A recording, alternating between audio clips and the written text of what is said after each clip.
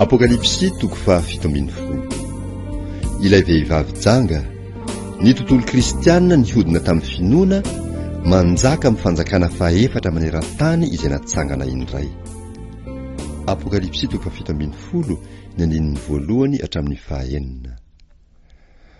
Ary tonga ny anjely anankiray tamin'izy 7 izay nanana ny lovia 7, dia niteny tamiko nanao hoe: avy aty, dia hasehoko anao ny fitsarana ilay vehivavy janga lehibe izay mipetraka eny ambonin'ny rano maro, dia ilay nijangajangany mpanjakany tany, sady natao leo ny divainy fijangajangany ny mponina tamin'ny tany. Dia nentiny tamin'ny fanahy ho any anefitra aho, ary nahita vehivavy nitaingina bibidia mivolonjaky, feno anarana fitenenan ratsy, sady nanandoha 7 sy tandroka 10.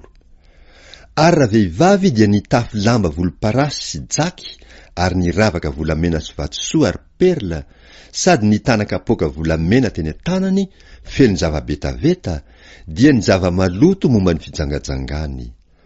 Ary nisy anarana voasoratra teo amin'ny andriny, nanao hoe: zava-miafina Babilôna lehibe, reny ny mpijangajanga sy ny zava-betaveta amin'ny tany. Ary hitako fa indro raha vehivavy dia leo ny rany olona masina sy ny rany martyran'i Jesosy. Koa raha nahita azy aho, dia gaga indrindra. Fikambanan'ilay bibidia sy ilay vehivavy janga. Apokalipsy toko 17 ny andininy 7 hatramin'ny 13. Ary hoy ilay anjely tamiko: nahoana no gaga ianao? Izaho ilaza aminao ny zava-miafina ny amin'ny vehivavy sy ny bibidia mitondra azy, izay manandoha 7 sy tandroka 10. Ny bibidia, ilay efa hitanao, dia teo ihany ary tsy eo zao, nefa efa hiakatra avy amin'ny lavaka tsy hitanoanoa izy ka ho lasa ho amin'ny fandringanana. Ary ny monina ambonin'ny tany, dia izay tsy voasoratra eo amin'ny boky ny fiainana hatramin'ny nanorenana zao tontolo zao, dia ho gaga raha mijery ilay bibidia, izay teo ihany ary tsy eo zao, nefa mbola ho avy indray. Indro ny hevitra izay misy fahendrena. Ny loha 7 dia tendrombohitra 7 izay ipetrahandra vehivavy, ary mpanjaka 7 ireo. Efa lavy ny 5, fa ny iray mbola eo ihany, ary ny iray koa mbola tsy tonga. Ary rehefa tonga izy dia tsy maintsy mitoetra kelikely. Ary ny bibidia izay teo ihany ary tsy eo zao, dia izy no namany 7 mahavalo azy, ka lasa ho amin'ny fandringanana. Ary ny tandroka 10 izay hitanao, dia mpanjaka 10 izay tsy mbola nahazo fanjakana. Fa mandray fahefana ho toa mpanjaka iray ora miaraka amin'ny bibidia izy. Ireo dia miray saina ka manome ny heriny sy ny fahefany ho an'ilay bibidia. Fanonganana ilay vehivavy janga sy fandresen'ny zanak'ondry. Apokalipsy toko 17 ny andininy 14 hatramin'ny 16. Ireo dia hiady amin'ny zanak'ondry, ary ny zanak'ondry haharesy azy, satria tompon'ny tompo sy mpanjakan'ny mpanjaka izy, ary haharesy azy koa izay momba azy, dia olona voantso sy voafidy ary mahatoky. Ary hoy izy tamiko: ny rano efa hitanao, izay ipetrahan'ilay vehivavy janga, dia olona sy vahoaka betsaka sy firenena maro ary samihafa fiteny. Ary ny tandroka 10 sy ny bibidia izay efa hitanao, dia ireo no hankahala ilay vehivavy janga ka hahatsinitsinina azy sy hampitanjaka azy sy hihinana ny nofony ary handevina ny tenany amin'ny afo.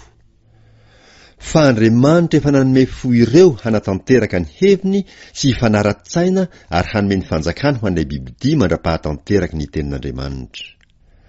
Ary raha vehivavy, ilay hitanao, dia tanàna lehibe izay manjaka amin'ny mpanjakan'ny tany.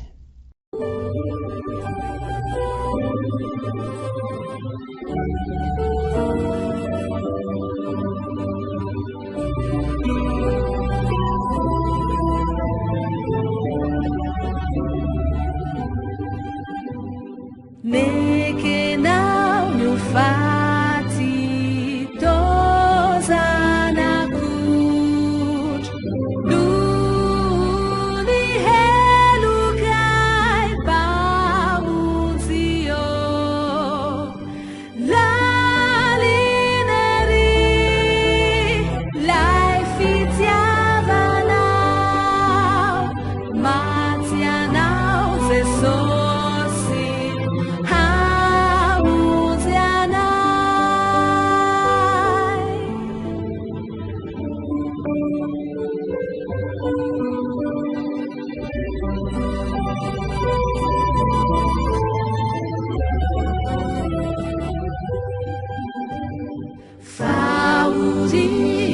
venianao tamilizay no ireo ratsy vitanay maty anao hanapakany gadro famotsoran-keloka azonao anay